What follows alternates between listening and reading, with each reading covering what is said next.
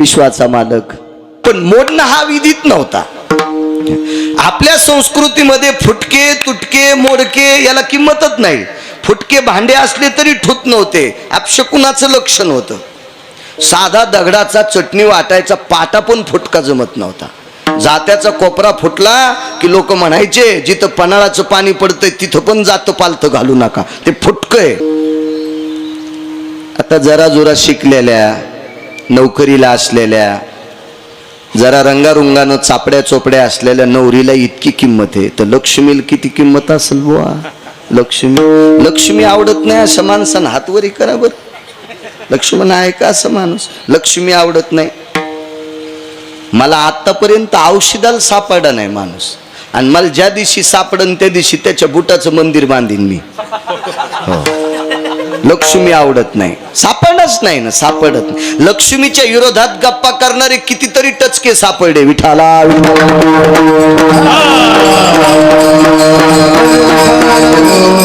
महाराज, लक्ष्मी आवडत जरी नसेल बाबा, पण तिच्याशिवाय जगातलं काहीच होत नाही. आज तुम्ही विरक्त महात्म्यात रक्तांबर परिधानात सीतायाम, तुम्ही भगवा रक्तांबर परिधान केले, तरी पण बाबा तुम्हाला सुद्धा दुपारी भूक लागल्याच्या नंतर ते द्रव्य, ते धान्य, ते स्वयंपाक करण्यासाठी त्याच्यासाठी द्रव्य लागणच. माध्यानाच्या वेळेला भूक लागल्याच्या नंतर यती असेल, योगी असेल, तपी असेल, सिद्ध असेल, संन्यासी असेल, अनुरागी असेल, त्याला सुद्धा पैसे लागतील काका. त्याच्याशिवाय होत नाही. विश्वातलं कुठलंही होत नाही, कुठलंही होत नाही. लोकलज्जा निवारणार्थम तताम अंबरास्तते वचः. प्रत्येकाच्या शरीराला काय काय ठिकाणी ते विश्वातल्या प्रत्येक व्यक्तीला माहित आहे, पण लोकलज्जा निवारणार्थ बाबाजी हे वस्त्र सुद्धा विकतच घ्यावं लागतंय. विठाला विठाला.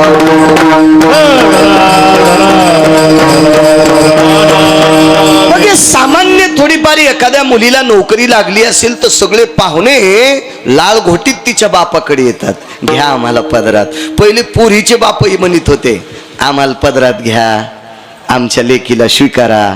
आता पोरायचे बाप लाल घोटीत चांगल्या पोरीकड, शिकलेल्या पोरीकड, पोरीच्या बापाकडं अशी जिबेवर लाल घोटीत, चिंचा पाहिल्यावर कशी लाळ येते अशी, तशी लाल घोटीत पोरीचे बाप पण म्हणतात बघा ना आमचा बाबा बरा आहे, ते काय बुट हरपून येत नाही, म्हणजे संध्याकाळी बुट दोन्ही घालून येतोय असं पद्धतशीर सांगतात पोरीचे बाप, पोराचे बाप. आणि मग या सामान्यांकडे जर एवढी आस्था असेल तर प्रत्यक्ष लक्ष्मीचं लग्न म्हणल्यावर किती किती आत्मीयता असेल. प्रत्येकाला वाटत होतं लक्ष्मी मला असावी, प्रत्येकाला. महाराज ज्याच्याकडे सोन्याचं गाव होतं, पहिल्याच 80,000 बायका होत्या, त्याला पण पुन्हा वाटत होती मला लक्ष्मी असावी. त्याचं नाव रावण. विठाला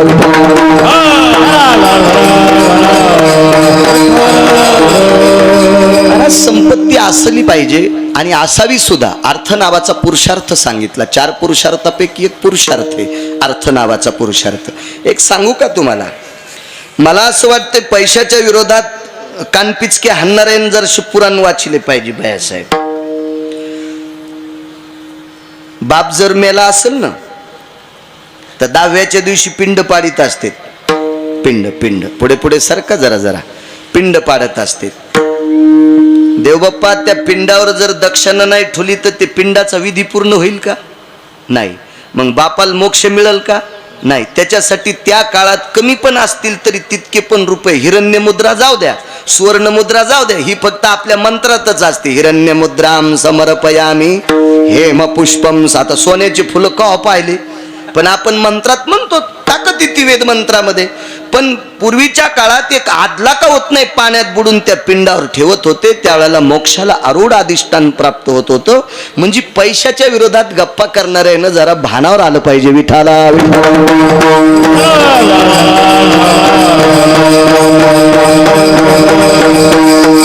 मला सांगा, एखादा मृदंगाचार्य असेल, एखादा भजने असेल, एखादा महाराज असेल, त्याच्या बायकोची साडी फाटली तर दुकानदार फुकट देईल का? आणि साडी फाटली तर सगळी इज्जत नदीला जाती ना. तुका म्हणे नग्न भाजन परी ते लाज. स्वामीशी तिच्या मायबापाची सासू सासऱ्याची जात नाही. ज्याच्यासोबत लग्न केलंय त्या नवऱ्याची इज्जत नदीच्या पलीकडे जाती. मग त्यासाठी पैसे लागतील का नाही? विठाला विठाला.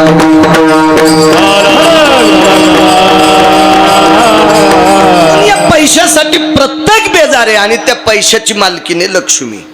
लक्ष्मी आणि लक्ष्मी कोणाला नको वाटते? अहो चित्रातली आवडती. चित्रातली मार्गशीर्ष महिन्यात किती बेजार. गजांत लक्ष्मी. वा वा गजांत. हत्तीच्या सोंडेत 2 मडके असतात बाबा. मधात लक्ष्मी कमळाच्या फुलावर उभी. दोन्हीकून 2 हत्तीचे तोंड. त्या सोंडीत मडके त्याच्यातून बिस्किट पडत आहेत सोन्याची. तिला गजांत लक्ष्मी म्हणायचं. गजांत लक्ष्मी. असे कमला विमला वज्रेश्वरी कामेश्वरी प्राणेश्वरी. आता त्या हवनात तुम्ही ऐकलंच असेल. आता मी डबल त्याचं रिव्हिजन कशाला? विठाला.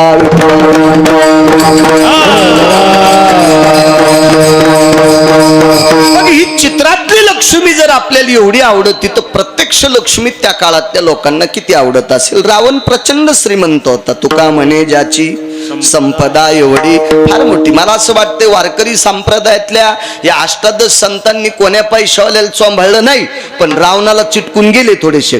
त्याची संपदा म्हणजे तुकोबाराय वर्णन करतात. त्यावरती रावण श्रीमंत होता. पण रावण तरी पण स्वतःला भिकारीच समजित होता. कारण ते अतृप्त आत्मा होता.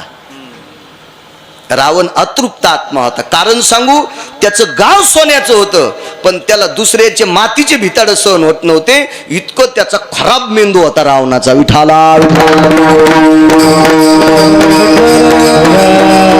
रावणाला काही ठिकाणी मी फार मोठा म्हणतो कारण रावण प्रचंड विद्वान होता. महाराज कर्मकांडात रावणासारखा ब्राह्मणच जन्माला आला नाही. इतकी ज्याच्या जिभेवर सरस्वतीची पकड होती. अधिष्ठान होतं सरस्वती मातेचं. म्हणून तर काशीतल्या मालकानं सोन्याचं गाव त्याच्या मंत्राला प्रसन्न होऊन देऊन टाकलं. इतके मंत्र म्हणायचं कर्मकांडातले रावण. पण 4-2 जाग्यावर चुकला. जाऊ द्या, काय करायचं आपल्याला. काय ते काय आपला पाहुणा नाही. त्याच्या गावात काही द्यायचं घ्यायचं नाही. काही समन बी नाही. आता काय ते येतं नाही. आणि काय नाही उगच आता कशाला ते मेल्यावर समाधायला काट्या हाणायच्या. विठाला विठाला. पण दुसऱ्याच खपत नाही. याला म्हणायचं अतृप्त आत्मा. अतृप्त आत्मा रावण होता.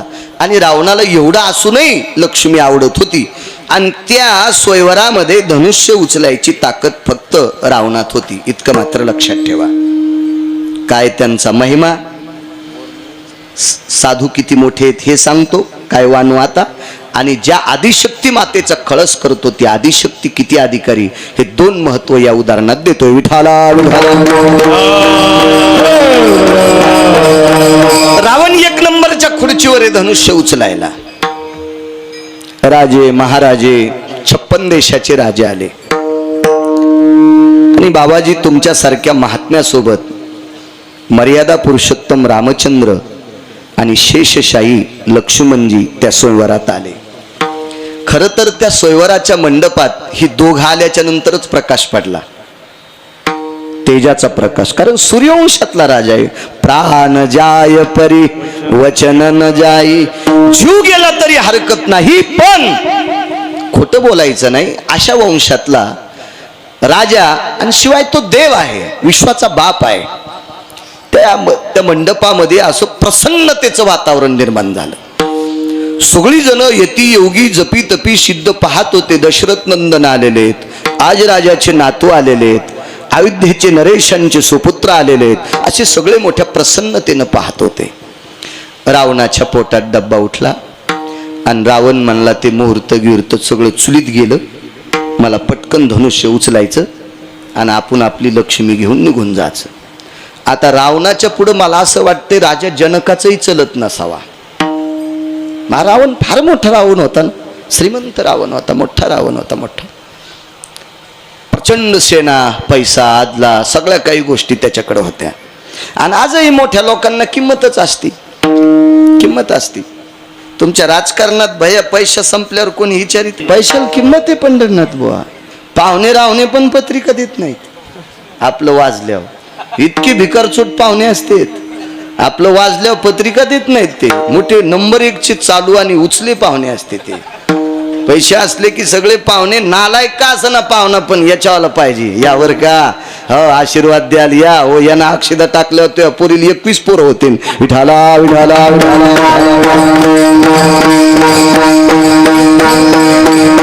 पैशाला किंमत आहे महाराज. अर्थ नावाचा पुरुषार्थ सांगितला. रावण प्रभावशाली होता आणि रावण उठलेला आहे. रावण उठल्याच्या नंतर नाराज तिथं 9 लोक झाले. पुरुषापैकी 9 लोक नाराज झाले आणि स्त्रियापैकी 6 स्त्रिया नाराज झाल्या. त्याच्यात एक जनक राजाची पत्नी 6 पैकी आणि एक प्रत्यक्ष लक्ष्मी विकास, दोघी जणी नाराज. बाकीचे घरी गेल्यावर पाहणं, सगळ्या गोळ्या एकट्या घेतल्यावर ऍक्शन येत असते. 6 महिला नाराज झाल्या बाबाजी आणि 9 पुरुष नाराज झाले की रावण उठला आणि रावण धनुष्य उचलणार आहे आणि रावणाच्या व्यतिरिक्त लक्ष्मी कोणाला मिळणार नाही. ही काळ्या दगडावरची पांढरी देग होती. लोक म्हणतात रावणाला धनुष्य उचलत नव्हतं, येडपटवाणी नको बोल जाऊ, वाचून सांग जाय.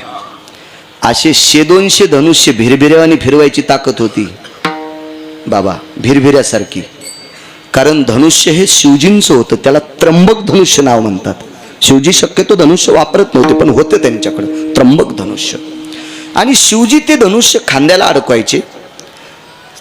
म्हणजे धनुष्य किती जड असेल कल्पना करा, पण ते धनुष्य त्याचा वजन सांभाळायची ताकद शिवजीत होती.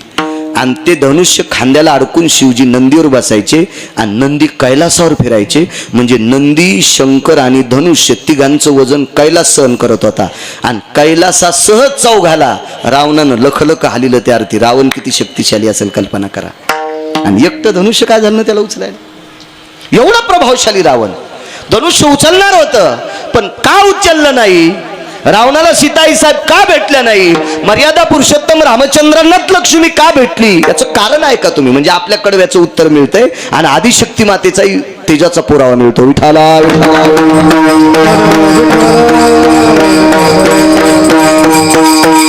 सगळी जण रावणाकडे बघत होते.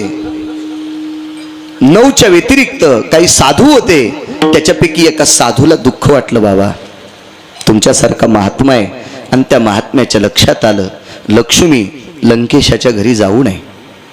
ते महात्मा होते 4 ब्रह्मवेत्यापैकी एक शुकयाज्ञवल्क दत्त कपिल मुनी. शुकयाज्ञवल्क दत्त कपिल मुनी. हरिषी जानोनी हरी झाले.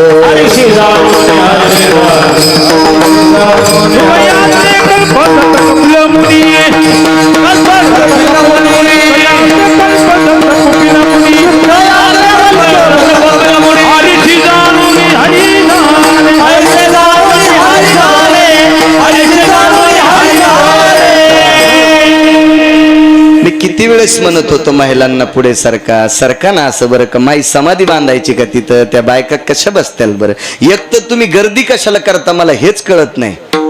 रातच्या कीर्तनाला तुम्ही अर्धे आले असत्या तर आता इतकी अडचण येत नव्हती ना. एकाच कीर्तनाला इतक्या लोकांनी गर्दी कशाला करायची? सरका पुढे पुढे. त्या मागचे लेकर बाळ घेऊन आल्यात त्या बायका कुठं बसतील बरं? ए चोपदार सरको आहे लक्ष्मी आईल पुढं. नाही इकडच्या नाही, आता त्या काय एका एक बसतील का? ह्या रिकाम्या जाग्यात घ्या. सरका आहे कोपऱ्यातल्या. जी सरकणार नाही तिला चिकनगुनिया होईल. हा जगदंबेचा खेळ साधा नाही बरं का माईंनो. सरका पुढं. विठाला विठाला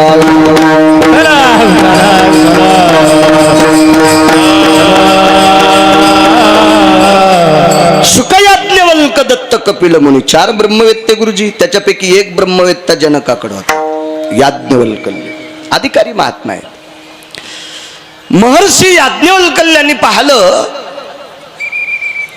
ही जगज्जननी सीताई साहेब रावणाकडे शोभत नाही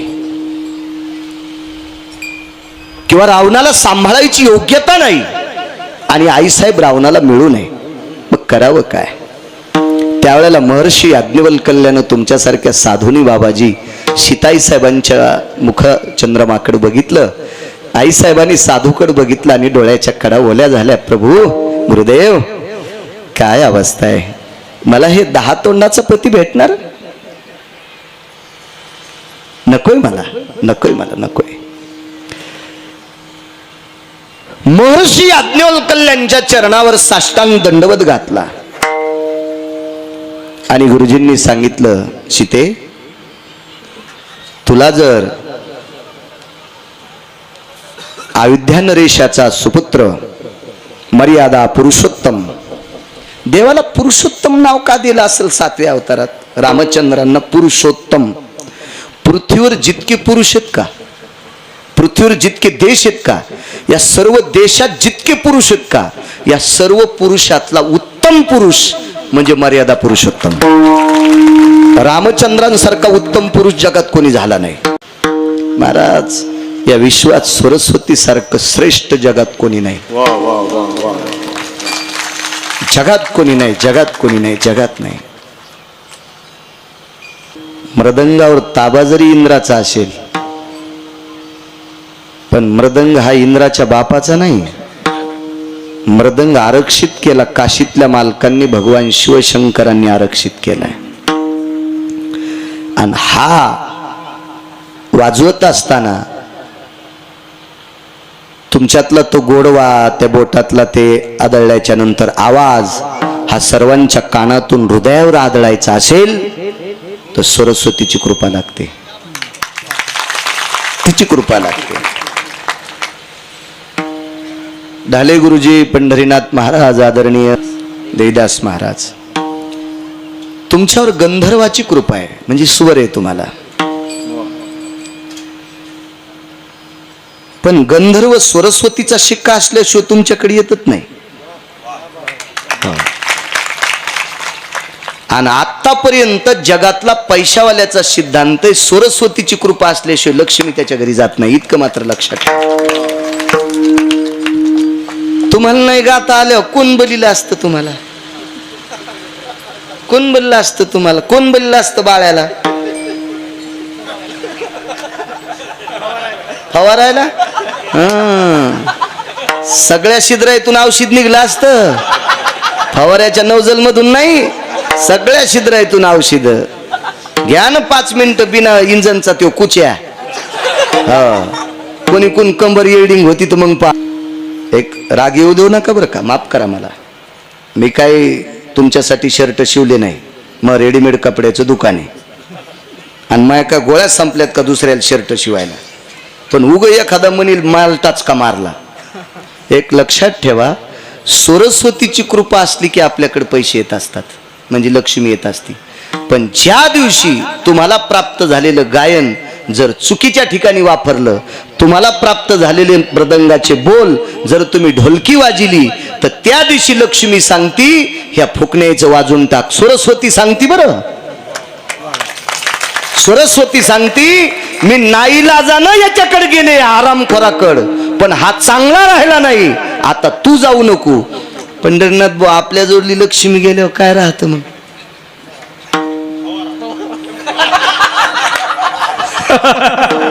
फवारा लय दाबून धरला आज. सांगा बरं बुवा, तुमच्या क्षेत्रात तुम्हाला उभं राहताना काय काय भरावं लागतंय ना शासनाच्या नियमानुसार? ते फॉर्म तर असतोच, पण ते काहीतरी असते ना, डिपॉझिट आहे का नाही? हो. आणि तिथं जर पळसाचे पानं दिले तर तहसील मध्ये, हा, इतकी लक्ष्मी प्रविष्ट, इतकी प्रविष्ट. पण सरस्वतीच्या कृपेशिवाय थांबत नाही. हा, सरस्वतीच्या कृपेश तुम्हाला सांगतो, काही काही लोकांवर इतकी सरस्वतीची कृपा, पण पत्र खालीवरी करणं होईनच, भडवे चुका करतेत. म्हणून विठाला विठाला.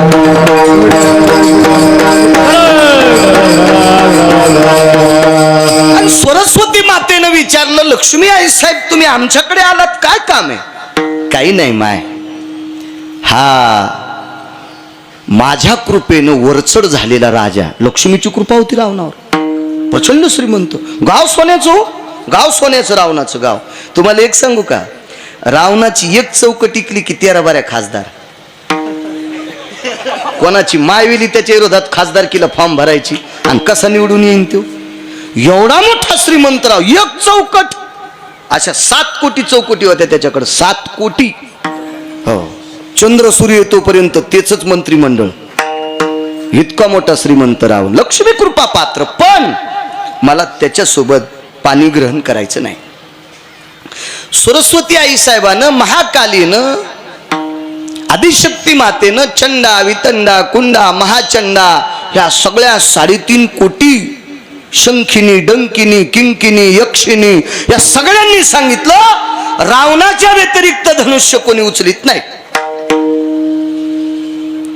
सीताई साहेबांना सांगितलं, सरस्वती माते, रावणाच्या व्यतिरिक्त तुम्हाला कोणी वरू शकत नाही. सीताई साहेबांना सांगितलं, सरस्वती माते, मी एका साधूचं दर्शन घेतलंय, ब्रह्मवेत्त्याचं दर्शन घेतलंय आणि त्यांनी मला पत्ता दिलाय, तुम्ही सरस्वतीकडे जा, तुमचं काम होईल. आणि मग सरस्वतीनं महाकालीकडे पाहिलं. महाकालीने चंडिकेकडे बघितलं. चंडा, वितंडा, महाचंडा, कुंडा, सगळ्या यक्षिनी, किंकिनी, डंकिनी या सगळ्यांकडे बघितलं. 3.5 कोटी, 3.5 कोटी या सगळ्या जणी, 3.5 कोटी सगळ्यांकडे बघितलं काका. आणि मग सरस्वतीला त्यांनी विचारलं, करायचं काय? तुम्ही गुपचूप माझ्याकडे या, इथं रावणा देखता बोलला तर ती आपली वाट लाईन. म्हणजे देवायला सुद्धा रावणाचं भेव होतं. रावण फार हुशार होता. रावण एक लक्षात ठेवा, किती हुशार होता, किती हुशार. एका 900 पानाचं एक पुस्तक माझ्या वाचण्यात आलं. शक्यतो आपल्या लोकांकडे अशी चांगले पुस्तकं येत नाहीत. आपल्याला ते बुटकं भर पाणी असलं की त्याला वाटतं मी याला आंघोळ घालू का त्याला आंघोळ घालू, पण त्याला लक्षातच नसते आपलं तोंड धुवाचं राहिले, हे दुसऱ्यालाच आंघोळ घालायला जाते. बाबा, रावणानं ज्या पत्न्या केल्या त्या विदेशातल्या पण होत्या. पण एक लक्षात ठेवा जोशी बुवा, रावणानं विदेशातली एकही पत्नी चुकीच्या माणसाची पोरगी केली नाही. सनातनी लोकांच्याच मुली केल्या. इतका रावण प्रभावशाली होता. विदेशातल्या मुली होत्या रावणाच्या, विदेशातल्या. कारण रावणाकडे विमान होते ना, झाला विमान होते. आणि विमानतळ फक्त नंदीग्रामालाच होतं, इतकं लक्षात ठेवा. नंदीग्रामालाच विमानं का थांबायची, त्या विमानाचा चालक कोण असायचा हे ते 900 पानाच्या पुस्तकात बघा. यायला माहित नाही, यांचा दोष नाही हो, हे आमचं काम झालंय चोर पंक्चर. हो, त्याच्यामुळे आम्हाला कुठं लक्षात आलं, विठाला विठाला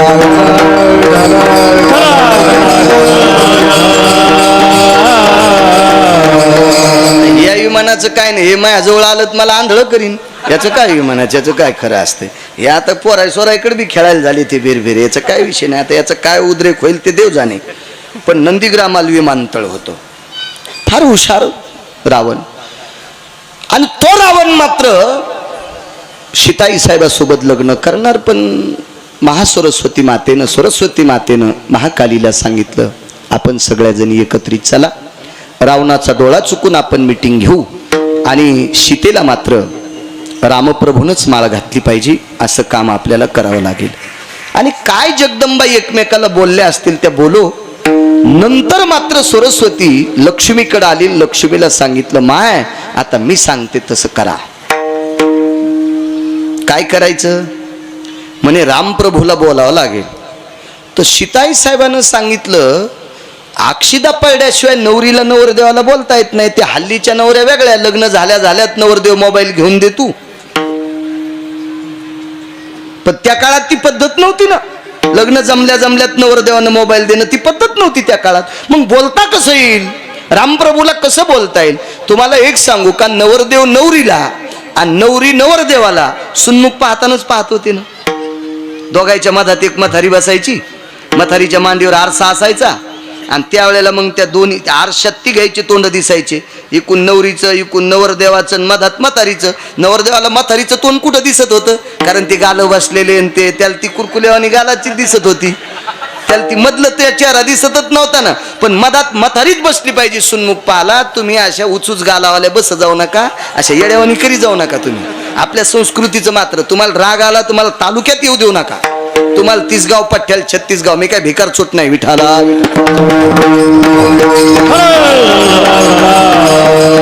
पण 1-2 दोन दात पडल्याशिवाय बाईनं सुन्मुख पाल बसलं नाही पाहिजे. त्याचा सिद्धांत आहे. कारण नवरदेवाच्या थुत्रीत हाणायचं असतंय. हे जे कुरकुलीत गाल आहेत का, हिच्या लय नादी लागू नको. काही दिवसापूर्वी महेश सुद्धा हिच्या गालावानीच गाल होते, आणि काही दिवसाला हिचे गाल पण माया गालासारखेच होणार आहेत. कंटुल्या लय शहाणपणा करू नकोस असं ते सुन्मुख सांगत असतं. त्यावेळेला नवरी नवरदेवाला आणि नवरदेव नवरीला पाहत असतो. पूर्वीच्या काळात नवरी ज्येष्ठ माणसं पाहत होते. त्यांनी सांगायचं चंद्राना नाही, चंद्र साक्षी आहे, चंद्रनयन आहे, घरी येऊन सांगायचे. आता काय काळ बदलन तो भाग सोडून द्या. मला सांगा, चवनाचं आणि सुकन्येचं लग्न हे कधी कळालं? सुन्मुख झाल्यावर पाहिलं होतं की आपला नवरा 90 वर्षाचा आहे, त्याचे डोळे फुटके आहेत. आधी कळालं नव्हतं कळालं. ही पद्धत होती. सीताई साहेबांना सरस्वती मातेला सांगितलं, मी रामप्रभूंना कसं बोलू, मला कसं बोलता येईल? सरस्वती मातेनं सांगितलं, आता ते तुमचा प्रश्न आहे. तुम्हाला कोणाशी काय संवाद करायचे असतील, संवाद करायचा असेल तो करा, पण तिथपर्यंत आमच्या ह्या चिठ्ठीचा निरोप पाठवा.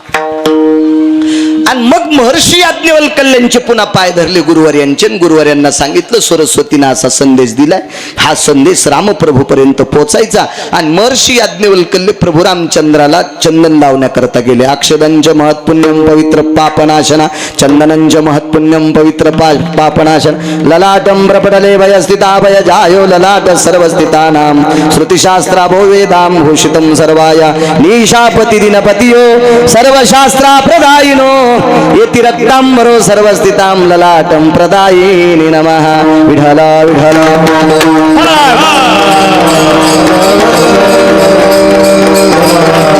चंदन लावण्यासाठी गेले. त्यावेळेला कानात सांगितलं, प्रभू धनुष्य उचलायचं नाटक करा, धनुष्य उचलायचं नाटक करा, हे तुम्हाला धनुष्य उचलेल.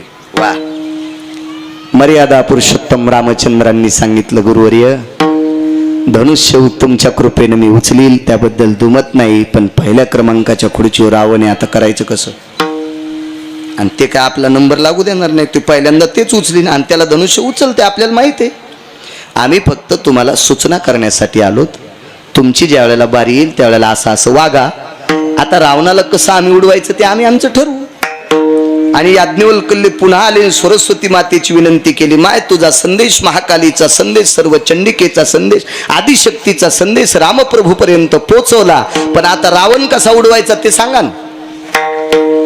आई साहेबांना सांगितलं, आता तुम्ही त्याची काळजी करू नका, आमचा निरोप तिथपर्यंत पोहोचला ना, रावण तसा उडीतच नाही, थुत्तर काळ करूनच आम्ही त्याचं काळ करतो. विठाला विठाला विठाला. आणि मग शंख फुकल्या गेला. शंख फुकला, दुदुंबी नाही बरं, दुदुंबी युद्धात असती. शंख फुकला. आपल्याकडे शंख फार गोड असतो. बाबाजी शंख वाजवायचे कधी पण आरतीच्या वेळेला, त्याला शंख दोन्ही हा गोड असतो. हो, एक लक्षात ठेवा, शंख असावा प्रत्येकाकडं. शंख स्नान घालणं फार महत्वाचं सांगितलं. आपल्या देवाला जर शंख स्नान घातलं तर सागराचे 11 स्नान केल्याचं पुण्य प्राप्त होत असते. एकादश आपांपती निरायाम शंख स्नानस्ततेवच नैवम गांजा कसम लिखितम. हे का गिरगावकरांनी लिहिलंय का? शास्त्र आहे त्याच्या पाठी. मग शंख स्नान घालत होते, शास्त्राने त्याच्या पाठीमाग. आपलं कधी कधी लक्षात ठेवलं पाहिजे. याचा धरीना अभिमान करीना फुले जतन. आपला अभिमान धरला पाहिजे, आपलं जतन केलं पाहिजे. आणि मग शंख फुकल्या गेला आणि मंगलध्वनी सुरू झाला. मंगलध्वनीत काका डीजे नव्हता बरं, डीजे नव्हता. हे डीजे भितडाचं प्लास्टर पाडायले, ते मंगलध्वनीत येत नाही ते. हा, मला वाटतंय मड फुकायला पण डीजे कामाचा नाही, लाकडं इसते त्याच्या आवाजानं. हे डीजे कशाच्याच कामाचं नाही, काही नाही. हे कोणी कोण आणलंय वाद्य? काय डीजे म्हणजे रणवाद्य. आणि लग्नामध्ये मंगल सूर सनई चौघडा हा सुरू झाला. आणि सुरू झाल्याच्या नंतर रावणाला एक असा एक ऊर्जा आली की आता मी धनुष्य उचली. आणि रावणानं कुठल्याही देवतेला, कुठल्याही महात्म्याला बाबाजी नमस्कार न करता रावण धनुष्याकडे गेला. खरं तर या धनुष्याचे मालक रावणाला कृपापात्र होते. धनुष्याचे मालक भगवान शिवशंकर होते. रावणावर प्रचंड कृपा होती. पण हे धनुष्य आपल्या मालकाचं आहे हे विसरून गेला रावण, नमस्कार केला नाही. रावणानं तितकं चुकवलं आणि रावण धनुष्य उचलायला गेला. त्यावेळेला सरस्वतीनं 3.5 कोटी चंडिकेकडे बघितलं. सावधान, तर लग्नामध्ये सावधान अक्षदा टाकण्यासाठी माळ घालण्यासाठी असते, पण सरस्वतीनं पंढरीनाथ बुवा सावधान चंडिका, 3.5 कोटी चंडिका सावधान झाल्या आणि अदृश्य रूपामध्ये धनुष्यावर जाऊन बसल्या. काका ह्या रावणाला दिसत नव्हत्या, जोशी बुवा रावणाला दिसत नव्हत्या आणि 3.5 कोटी चंडिका धनुष्यावर बसल्या. रावण 5-25 धनुष्य भिरभिऱ्यासारखी फिरवायची ताकद होती बाईसाहेब, पण या 3.5 कोटी चंडिका बसल्यावर रावणाची काय कथा महाराज. रावण धनुष्य उचलिता जीवनात कुठंच गुडघे न टेकणारा रावण, म्हणजे कधीच हातबल न झालेला रावण. माझ्या वाचनात 2दाच झाला. एक चक्रवेन राजा पुढे रावण हातबल झालता, तो मर्यादा पुरुषोत्तम रामचंद्रांच्या आजोबाच्या काळातला राजा होता चक्रवेन. कधी ह्या रामायणात बघू नका, दुसऱ्या रामायणात पहा. पुन्हा ह्या रामायणात पाहिलं म्हणतील बाळ्यान कशातलं सांगितलं, उसातलं. विठाला विठाला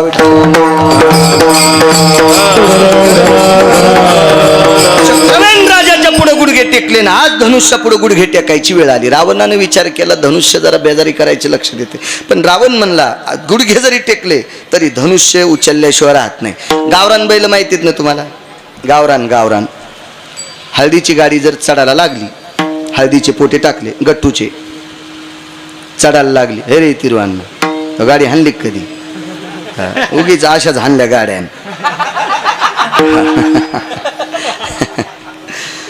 तर ती गाडी जर चढायला लागली, हो चढायला अंकल, आणि बैल जर गावरान असले ना गुडघे टेकते पण गाडी वापस येऊ देत नाही.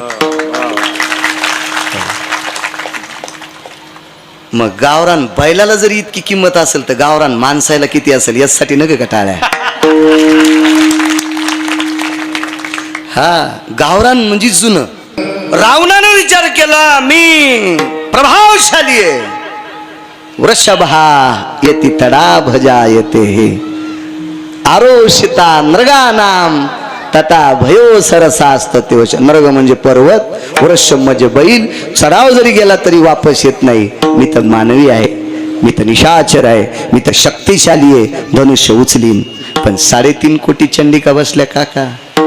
रावणानं धनुष्य दाढेपर्यंत आणलं आणि शेवटी दंदिशी रावण तोंडावर कोसला. तयाच्या अनना धुळी त्याच्या तोंडात धूळ गेली आणि रावणानं कोणाकडे न बघता रावण वापस. आता रावण तोंडावर पडल्यावर बाकीचे राजे होते का दुसऱ्या, तिसऱ्या, चौथ्या, 5व्या, 6व्या, 7व्या, 100व्या, 150 खुर्चीवर बसलेले यायना आपले उपरने झटकिले की निघाले. तर तिथं याज्ञवल्क्य म्हणले राजे साहेब बसा ना. नाही म्हणले तुम्हाला धनुष्य नाही उचलायचं का. नाही म्हणले आपण सोयीवर पाहायला आलतो. ती रावणाची फजिती झाल्यावर यायनं बसल्या बसल्याच कष्ट सुटले होते, पुन्हा खोसले आणि निघाले घराच्या वाटानं. तर याज्ञवल्क्य म्हणले मग सोयीवर पाहायला चालते ना, तर मग सोयीवर बी पाहा जेवून बी जाणं आता. नाही म्हणले रावणाची ही फजिती तर आपल्याला काय जेवण पचायचं. पचत म्हणले चांगल्याचं लग्न पहा, कचून खा विठाला.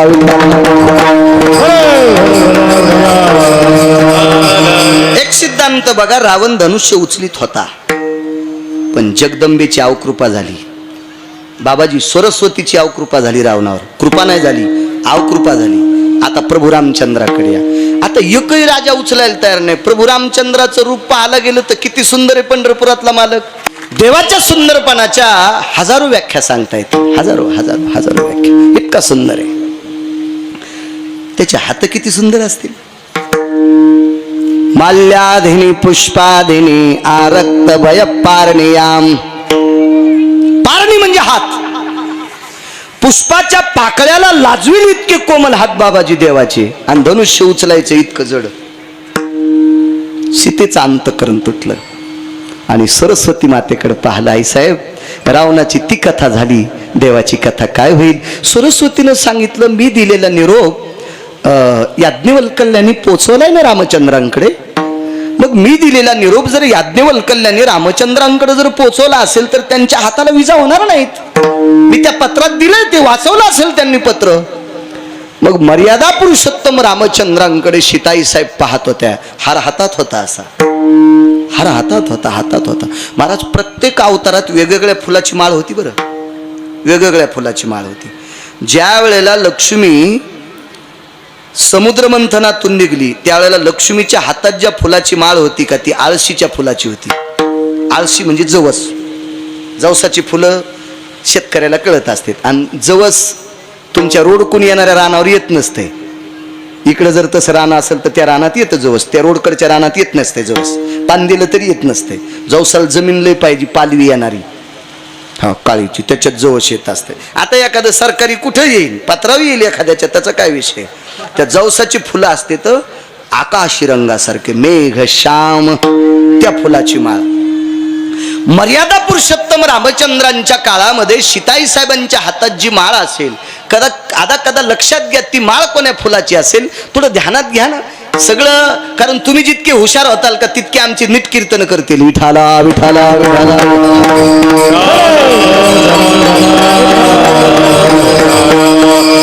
रुक्मिणी आई साहेब द्वापार युगामध्ये भगवान श्रीकृष्ण परमात्म्याला ज्या वेळेला लग्न मंडपात वरमाला घालतात त्यावेळेला ती वेगळ्या फुलाची माळ होती. माला वेगवेगळ्या आहेत, वेगवेगळ्या माला आहेत, वेगवेगळ्या माला आहेत. आपल्याकडे बदल होतो. माझ्या लहानपणी प्लॅस्टिकच्याच माळी होत्या, त्या झिरमळ्याच्या, त्या प्लॅस्टिकच्या नवरदेव नवरीला. आता तरातराच्या माळा वेगवेगळ्या नाना प्रकारच्या. चला असू द्या. मला वाटतं त्याही वेळात प्रत्येक अवतारात वेगवेगळी भिन्नता होती. काही अवतारात तर लग्नच झालं नाही. वामन अवतारात भगवंताचं लग्नच नाही, पण लक्ष्मी सोबत होती. बरं, वामन अवतारात लग्न झालं नाही पण लक्ष्मी सोबत होती. एक जण म्हणला महाराज गोळ्या संपल्या का हो तुमच्या. मग वामन अवतारात लग्नच झालं नाही, लक्ष्मी कुठं होती. या छत्रीची अधिष्ठाने रमातीय पाव. छत्रीचं अधिष्ठान, छत्रीच्या स्वरूपात लक्ष्मी होती. विठाला विठाला विठाला. जी वामन अवतारात बाबाजी छत्री होती वामन भगवंताच्या हातात, ती छत्री म्हणजे लक्ष्मी होती. काय काय पुराणाचा सिद्धांत आहे हो. काय गोड आहे आपलं शास्त्र. किती गोड, किती गोड, किती गोड. मला असं वाटतंय वाचिल्याच्या नंतर 2-2 महिने एका एका कडव्यावर कीर्तन करता येईल, आहे का नाही. गाणी म्हणायची गरजच नाही. गाणी म्हणायची गरजच नाही. सटाक्या सुटाक्या सांगायची गरजच नाही. यमाचे बदके खाचीच गरज नाही. विठाला विठाला.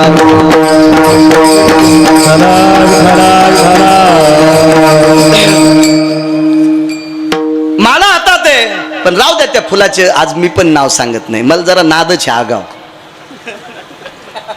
म्हणजे मी शहाणा आहे असं मला सांगायचा नाद नाही पंढरीनाथ बुवा, कारण लोक हुशार व्हावा. भक्ती ज्ञानाविरहित. हो, क्या बात आहे. हो, आणि हे लोक हुशार झाले पाहिजे ना. एक सांगू का तुम्हाला, मी कालच्या कीर्तनात, लक्ष्मण तू नव्हता, विठू तू होता, मी कालच्या कीर्तनात सांगितलं, लोकांच्या डोळ्यात माती टाकून वाजिलेल्या पक्वादाचे पैसे, यांच्या डोळ्यात माती टाकून गायन केलेले पैसे आणि यांच्या डोळ्यात माती टाकून कीर्तन करून नेलेले पैसे आपले संसार खालून जळत आहेत. तुम्ही याला बी टाळ्याच वाजवायला, आमचं जळाल्या धंदान.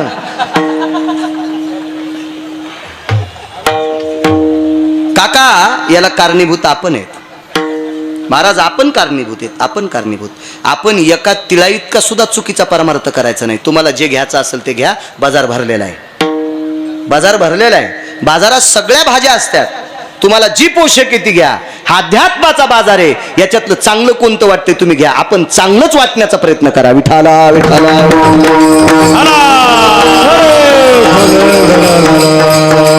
तुम्ही अजून बघा, काही वारकरी संप्रदायातल्या निष्ठावंत लोकांच्या कीर्तनामध्ये काही लोकांना बसा वाटत नाही, लोकांना आवडत नाही. जांभळ्या देतील, काही देतील, पण लक्षात घ्या त्या कीर्तनात देव बसतोय. त्या कीर्तनाला ज्ञानोबराय तुकोबरायची मान्यता असते, इतकं लक्षात घ्या. आणि मग हसीन मजा तमाशात कोणता कमी आहे. आणि तुमच्या मोबाईल मध्ये कमी जोक आहेत का. कपडे सोडून हसतान. कीर्तनकाराकडून कशाला अपेक्षा करता त्या जोकची. तुम्ही कशाला अपेक्षा करता. ती चुकीच्या गोष्टी आहेत. नका नका ते करू. आईसाहेबांनी हातामध्ये माला घेतलेली आहे आणि प्रभूकडे पाहतात. प्रभूने एकदा बघितलं आणि काय डोळ्यातून संकेत दिला असेल शे ते काळजी करू नको. मला सरस्वतीचा निरोप मिळालाय, मी निश्चित धनुष्य उचली. काय निरोप होता. प्रभू आम्ही 3.5 कोटी चंडिका धनुष्यावर बशिल्यात म्हणून रावण थुतराव पडलाय. आता ह्या धनुष्यावरल्या उठणार नाहीत. फक्त तुम्ही जवळ गेल्याच्या नंतर त्या बाजूला सरकणार नाहीत, फक्त धनुष्याच्या खाली उतरतील आणि धनुष्य उचलून तुमच्या हातात देतील. तुम्ही मात्र धनुष्य उचलल्याचं नाटक, नुसतं नाटक. हात सुद्धा लावायचं काम नाही. गुलाबाच्या पाकळ्यासारखे कोमल हात चरबटून गेले असते त्या धनुष्याच्या कडानं, चरबटून गेले असते. पण एका तिळा इतकी सुद्धा वेदना नाही. कृपा कोणाची झाली? सरस्वतीची. कोणाची कृपा झाली? सरस्वतीची. आणि एवढ्या मोठ्या बलाढ्य रावणाला काका धनुष्य उचललं नाही. अहो कृपा कोणाची झाली? सरस्वतीची. आणि कृपा रामचंद्रावर झाली सरस्वतीची, आणि अवकृपा झाली रावणावर. आता तुमच्यातले 3 लोक तिथं होते. तुमच्यातले 3 लोक होते ना, दोघांच्या प्रभू रामचंद्राच्या पाठीवरच्या शालीची आणि सीतेच्या पाठीवरच्या त्या ओढणीची. तिला ओढणी नाव नाही, तिला दुसरं नाव होतं. त्याला वाळ्याचं पांघरून म्हणायचे आपल्या लहानपणी, वाळ्याचं. आता वाळ्याचंच आलं. इकडं पाहिलं की हिंगोली दिसत, इकडं पाहिलं की जिंतूर दिसत, असं वाळ्याचं पांघरून. हो, तिचं ओढणी नाव आलं, ओढणी. हो, ती कव्हा ओढून जाईन त्याचा मेळच नाही.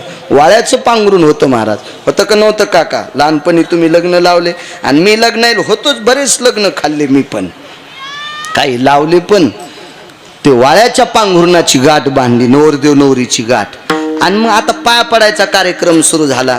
तर पाया पडताना सांगा बरं, पुढं कोण असतंय मागं कोण असते? तुमचे लग्न झालेत पंढरनाथ भाऊ, उगा अशा गप्पा आण नका. तुम्ही पडात ना कोणाच्या पाया. तुम्हाला 5-5 रुपये पण त्या काळात दिले न बायानं, फुकट नाही पाया पडून घेतलं तुमच्या. हा, जिच्याकडे पैसे नाही का ती मात्र काही बहाणा करून मंडपाच्या बाहेर जात होती. ते बहाणा आता सांगत नाही. आता माय केस पिकलेत त्याच्यामुळे आता ते न गजून नाही. पहिलं सांगायचं जास्त. आता मी बराच म्हातारा झालो, 30-35% केस पिकले. आता ते कशाला सांगायचे? 5 गोष्टी विठाला विठाला. जाऊ द्या, कोणी पुढं असू द्या, काय विषय नाही. पण आज मात्र सीताई साहेबांनी प्रभू रामचंद्राचा पदर ओढलाय, तुम्ही बांधलेल्या गाठीचा. आणि मर्यादा पुरुषोत्तम रामचंद्रांनी सांगितलं, सीते कोणाच्या दर्शनाकरता जायचे? साधूचं दर्शन घ्यायचंय, साधूचं दर्शन घ्यायचं. तर मर्यादा पुरुषोत्तम रामचंद्रांनी सांगितलं आपण सरस्वतीला नमस्कार करू. तर सीतेनं सांगितलं, सरस्वती ही मला तुमची भेट सरस्वतीनं करून दिली, याबद्दल दुमत नाही. मला तुम्ही भेटलात, तुम्हाला मी भेटले, ही सरस्वतीची कृपा आहे, ही आदिशक्तीची कृपा आहे, ही 3.5 कोटी चंडिकेची कृपा आहे, ही जगदंबेची कृपा आहे. पण ही सरस्वतीच्या हातात शक्ती होती मला माझी आणि तुमची भेट करून द्यायची. हे गुण मात्र साधूकडनं मिळालं.